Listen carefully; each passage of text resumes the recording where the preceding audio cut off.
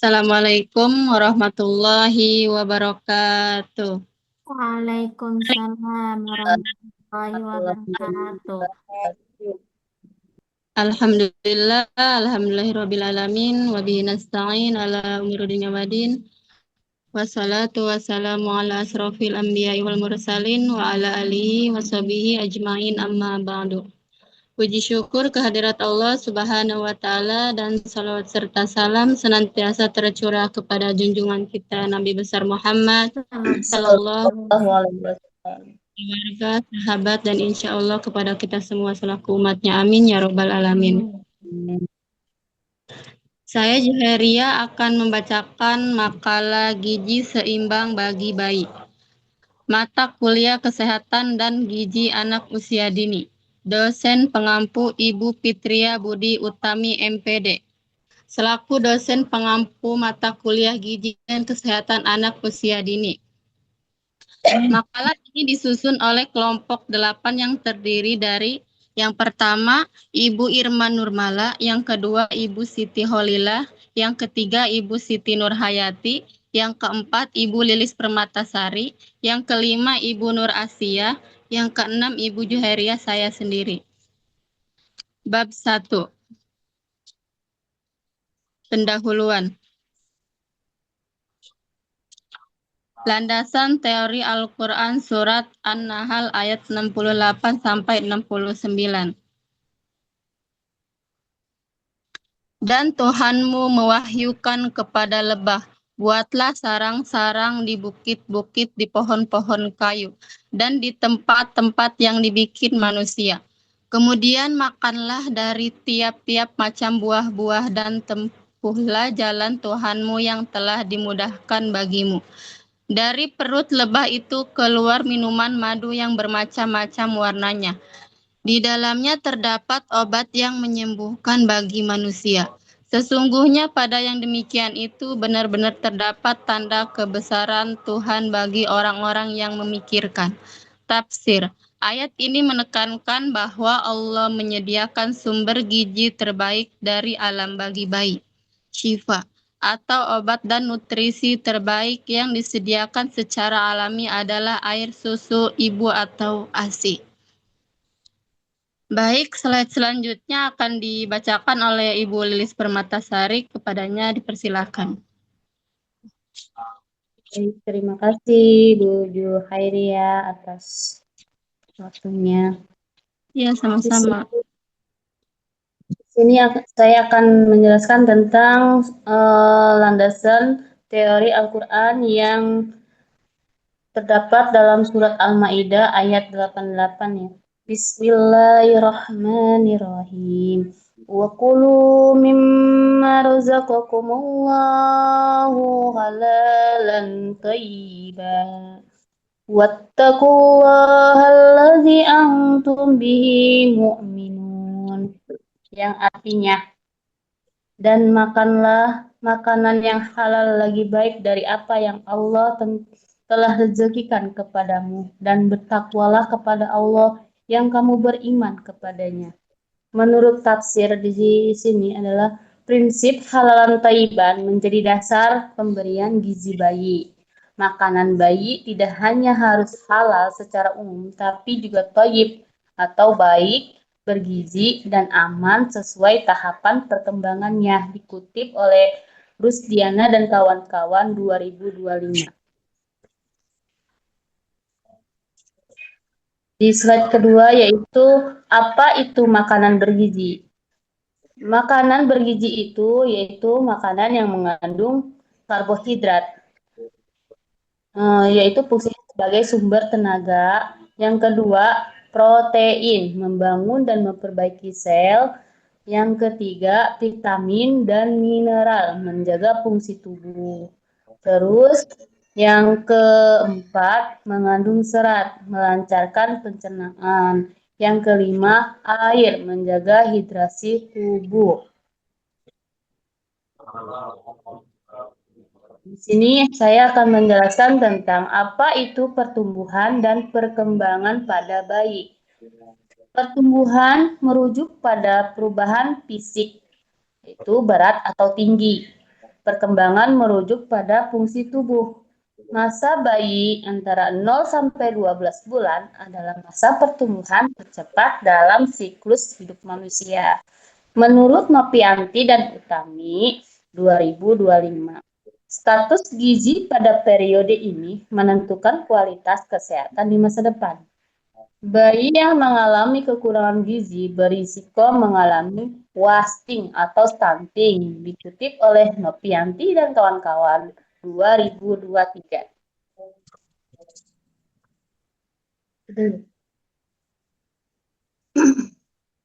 Baik, slide selanjutnya akan dibacakan Ibu Siti Holila, kepadanya dipersilakan. Terima kasih Bu Zuhairia. Ya, Perkembangan dan pertumbuhan pada bayi. Setiap bayi tumbuh dan berkembang dengan kecepatan yang berbeda. Berikan stimulasi gizi seimbang, kasih sayang, dan imunisasi lengkap agar bayi tumbuh optimal. Umur 0 sampai 1 bulan. Bayi refleks menghisap kuat, sering tidur, mengangkat kepala saat tengkurap sebentar, dan menatap wajah ibu. Umur 2 sampai 3 bulan. Bayi tersenyum spontan, mengangkat kepala lebih stabil, mengikuti benda dengan mata, mengeluarkan suara atau ocehan. Bayi umur 4 sampai 6 bulan. Bayi tertawa, berguling dari tengkurap ke telentang dan sebaliknya, meraih dan memegang benda, dan mulai mengenal orang tua. Umur 7 sampai 9 bulan, bayi duduk tanpa bantuan, merangkak, memindahkan benda dari satu tangan ke tangan lain, dan mengenal kata tidak. Umur 10 sampai 12 bulan. Bayi berdiri dengan berpegangan, berjalan dengan bantuan, mengucapkan kata mama atau papa, melambaikan tangan atau dada. Umur 12 sampai 24 bulan. Dia mulai berjalan sendiri, mengucapkan kata sederhana, menunjuk bagian tubuh, dan bermain sederhana. Pertumbuhan fisik bayi. Usia yang baru lahir, berat badan laki-laki 2,5 sampai 4,0 kg. Berat badan perempuan 2,4 sampai 3,8 kg. Panjang badannya laki-laki dan perempuan 46 sampai 52 cm. Umur 3 bulan, berat badan laki-laki 5,0 sampai 6,4 kg. Berat badan perempuan 4,6 sampai 6,0 kg. Panjang badan laki-laki dan perempuan 55 sampai 61 cm. Usia 6 bulan. Berat badan laki-laki 6,4 sampai 8,0 kg. Berat badan perempuan 5,8 sampai 7,4 kg. Panjang badan laki-laki dan perempuan 61 sampai 67 cm. Usia 9 bulan. Berat badan laki-laki 7,2 sampai 9,1 kg. Berat badan perempuan 6,6 sampai 8,4 kg. Panjang badan laki-laki dan perempuan 67 sampai 72 cm. Usia 12 bulan. 7,7 sampai 10,0 kg. Berat badan perempuan 7,1 sampai 9,2 kg.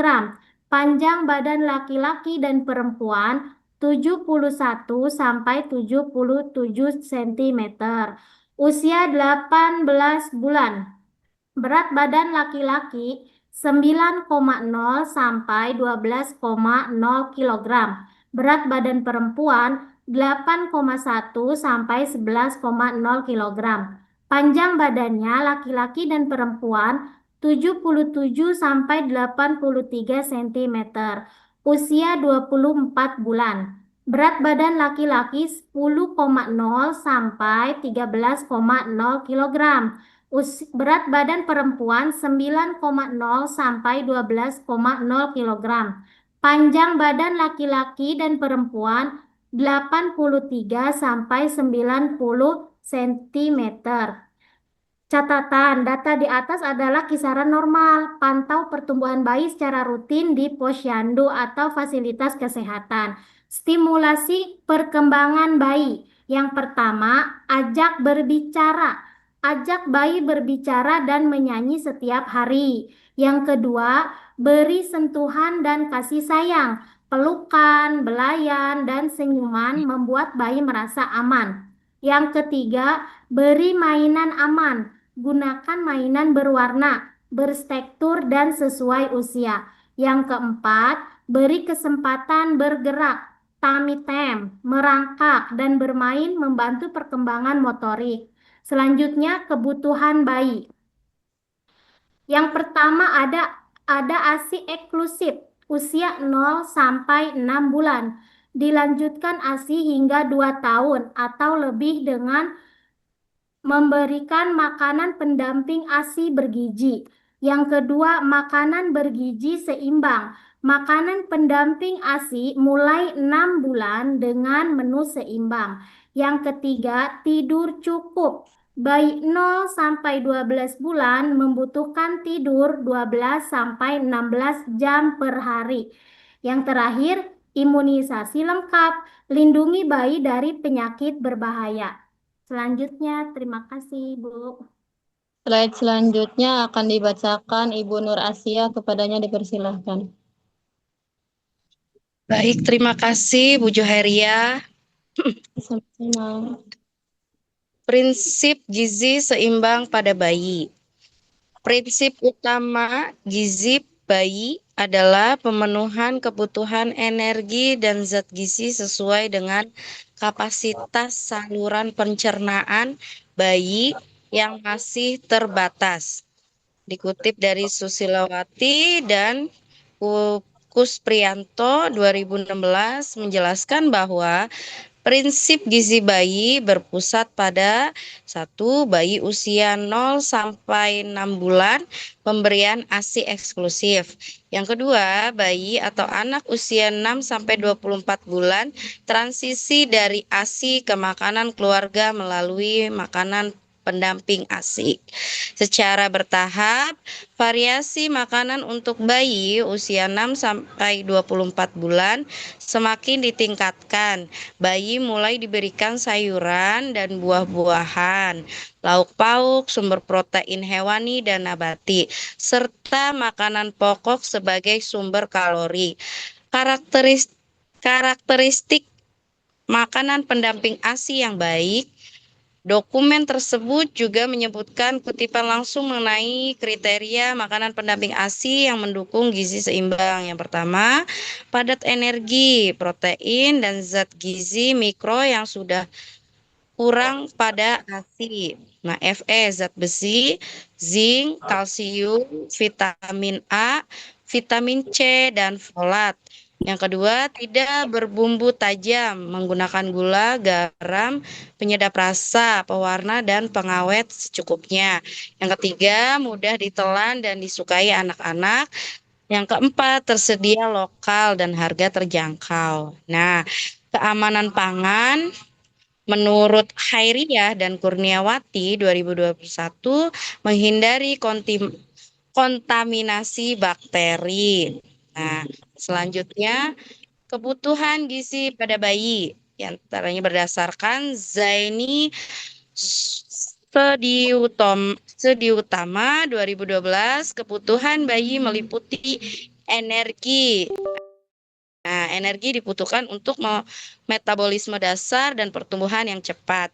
Yang kedua, protein minimal 1,2 sampai 1,5 gram per kilogram berat badan untuk membangun jaringan tubuh. Yang ketiga, lemak sebagai sumber energi utama dan untuk perkembangan saraf otak.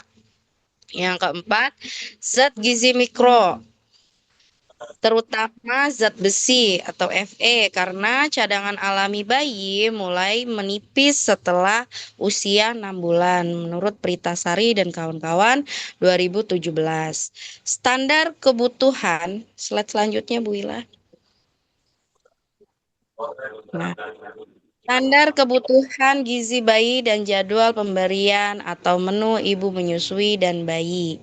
Standar kebutuhannya mengacu pada Pritasari dan kawan-kawan 2017 dan Eri Yanuar A 2016. Berikut daftar kebutuhannya.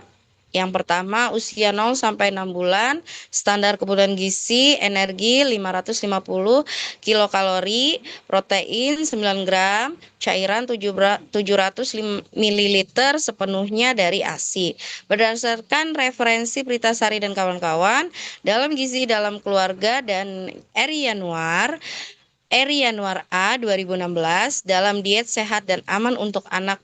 Berikut adalah penjelasan untuk melengkapi kebutuhan gizi bayi melalui peran ibu dengan ASI-nya. Jadwal pemberian makanan. Usia 0 sampai 6 bulan nutrisi melalui ibu menyusui karena bayi pada usia ini mendapatkan nutrisi sepenuhnya dari ASI atau ASI eksklusif, maka kualitas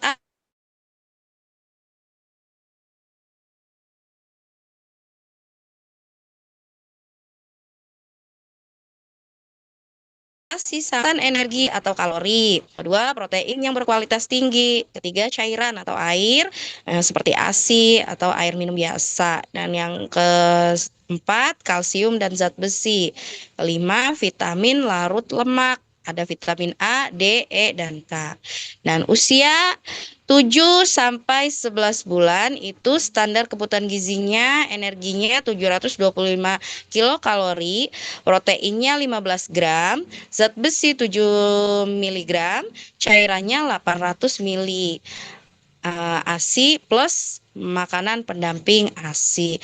Jadwal pemberian makanannya usia 7 sampai 11 bulan. Kombinasi ASI dan makanan pendamping ASI pada usia ini cadangan zat besi bayi mulai menurun dan kebutuhan energinya meningkat sehingga makanan ibu tetap harus terjaga dan MPASI harus bersumber dari makanan pokok atau energi, lauk pauk hewani, zat besi dan zinc, terus lauk pauk nabati, lalu sayur dan buah. Nah, yaitu vitamin dan serat. Seterusnya lemak tambahan.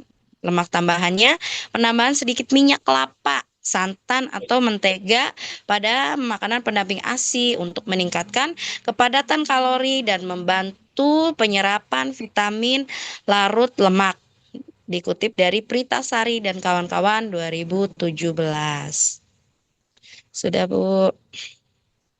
Slide selanjutnya akan dibacakan Ibu Siti Nurhayati, kepadanya dipersilahkan. Ya, terima kasih Bu Juheria. Sama-sama. Tahapan perkembangan pemberian makanan, Puding Rules. Menurut Juknis, PAUD HI 2015 dan Modul Diklat Dasar Gizi 2020. Tahapan pemberian makanan adalah sebagai berikut, yaitu ASI, usia 0 sampai 6 bulan. ASI eksklusif.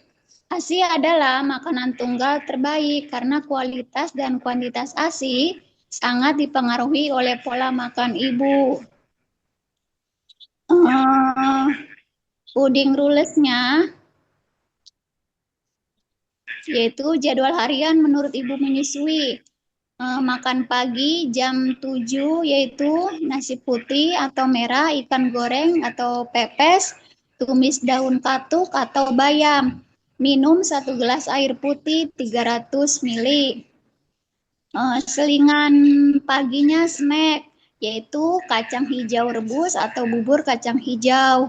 Minum 1 gelas air putih 300 ml. Makan siang, yaitu nasi putih, semur daging sapi atau ayam. Sayur bening jagung manis dengan labu siam.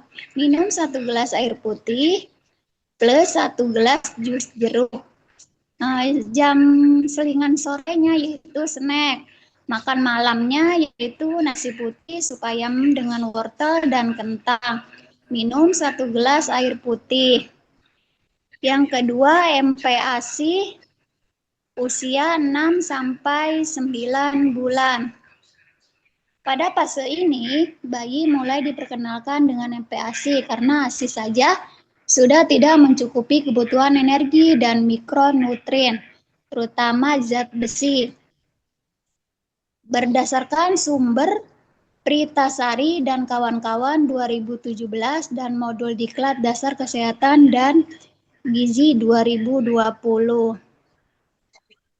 Pudding rulesnya yaitu di pagi hari yaitu ASI.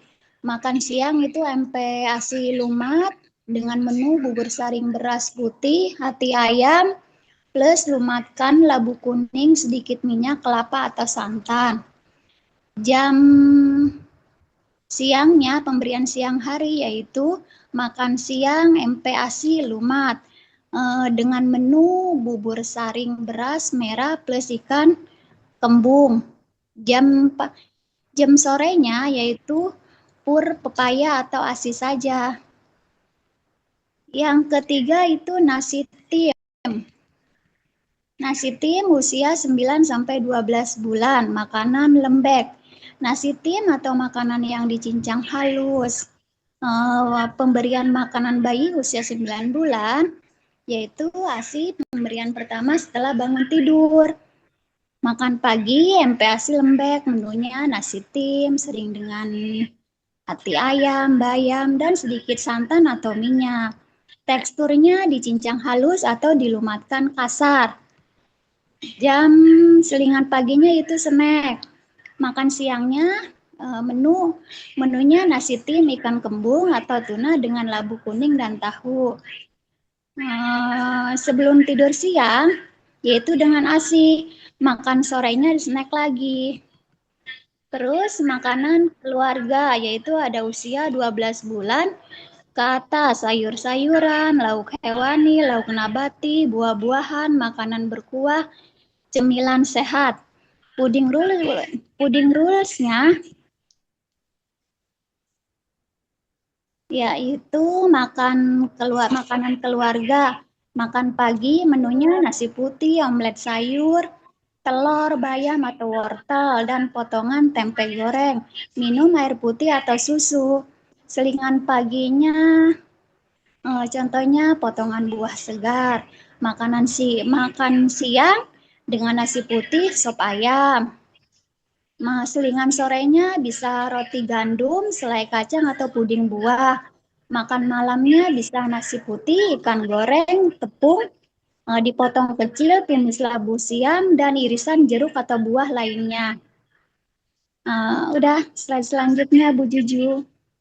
Slide selanjutnya akan dibacakan Ibu Irma Nurmala, kepadanya dipersilahkan. Terima kasih atas kesempatannya.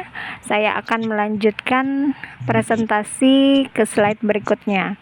Pentingnya konsumsi buah dan sayur bagi bayi.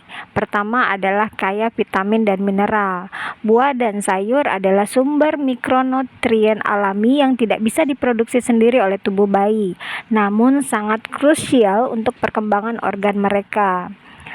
Menurut Kementerian Kesehatan RI tahun 2020 dalam pedoman pemenuhan zat gizi mikro pada balita, buah-buahan dan sayuran merupakan sumber kaya vitamin, terutama vitamin A dan C. Kemudian sumber kaya mineral serta antioksidan yang penting untuk proses metabolisme dan fungsi biologis tubuh bayi yang sedang berkembang pesat. Yang kedua, membantu pencernaan. Saat transisi ke makanan padat atau MPASI, sembelit adalah masalah yang paling sering muncul pada bayi. Serat dalam buah dan sayur ini akan menjadi solusinya. Pemberian makanan yang mengandung serat alami dari sayur dan buah dalam jumlah yang sesuai usia sangat penting untuk menjaga motilitas usus yang sehat dan mencegah terjadinya konstipasi pada fase awal pengenalan MPASI. Menurut Ikatan Dokter Anak Indonesia atau IDAI tahun 2018 dalam artikel Kesehatan Nutrisi Anak. Yang ketiga, menjaga imunitas. Bayi lahir dengan sistem imun yang belum matang. Kandungan vitamin di dalam sayur dan buah bertindak sebagai pelindung alami dari serangan penyakit. Hal ini dikutip langsung oleh World Health Organization atau WHO 2023 dalam WHO Guideline for Complementary Feedings. Konsumsi buah dan sayuran secara rutin setiap hari memberikan perlindungan imunologis karena kandungan vitamin C dan beta-karotin di dalamnya mendukung produksi sel imun untuk melawan infeksi pada masa kanak-kanak. Yang keempat, mendukung pertumbuhan.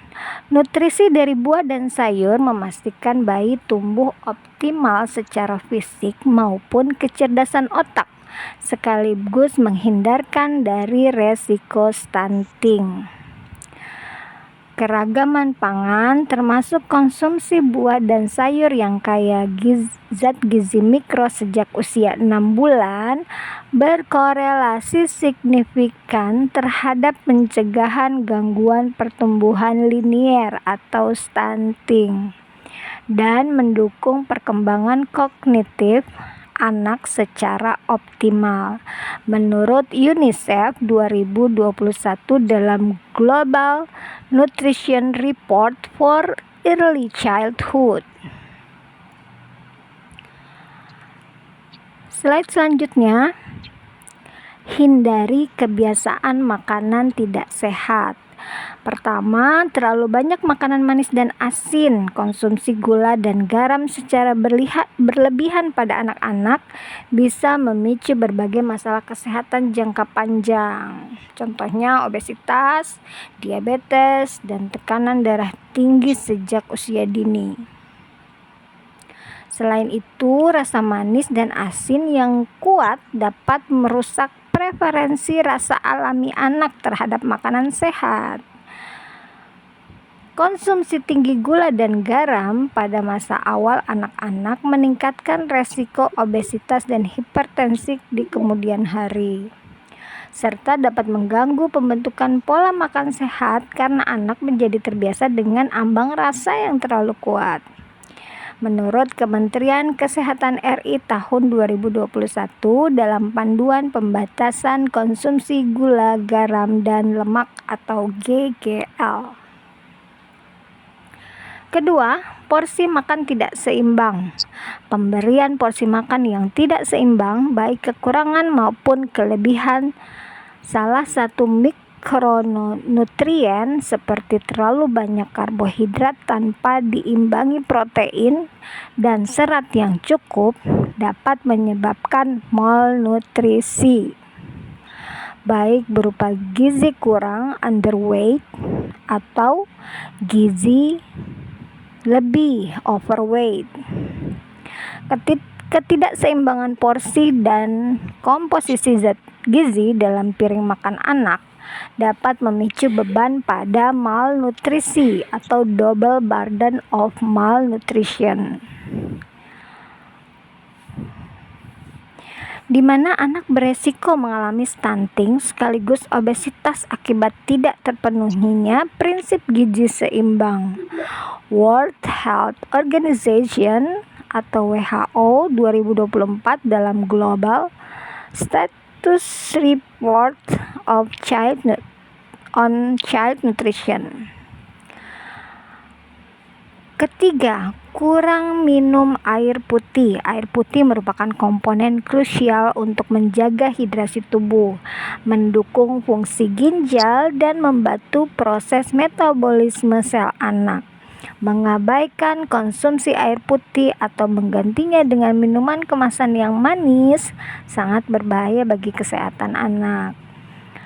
Menurut Ikatan Dokter Anak Indonesia (IDAI) 2020 dalam rekomendasi kebutuhan air dan kebutuhan cairan pada anak, kekurangan asupan cairan atau air putih pada anak dapat menyebabkan dehidrasi ringan yang mengganggu konsentrasi dan fungsi kognitif, serta meningkatkan beban kerja ginjal dalam menyaring sisa metabolisme tubuh. Sebagai penutup dari presentasi hari ini, investasi terbaik untuk masa depan anak dimulai dari apa yang kita sajikan di piring makan mereka saat ini. Dengan memastikan pemenuhan kebutuhan buah dan sayur yang kaya nutrisi, serta secara konsisten menghindari kebiasaan makanan yang tidak sehat seperti mengkonsumsi gula garam berlebihan, porsi yang tidak seimbang, dan kurangnya hidrasi, kita telah mengambil langkah besar untuk membentuk generasi yang sehat, kuat, dan cerdas.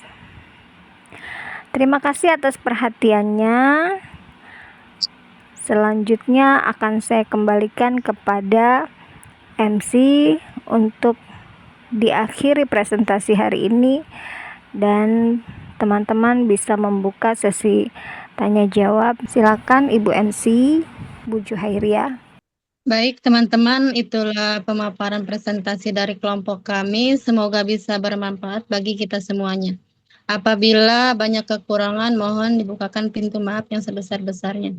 Sekian dari kami, terima kasih. Wassalamualaikum warahmatullahi wabarakatuh. Waalaikumsalam. Waalaikumsalam warahmatullahi wabarakatuh.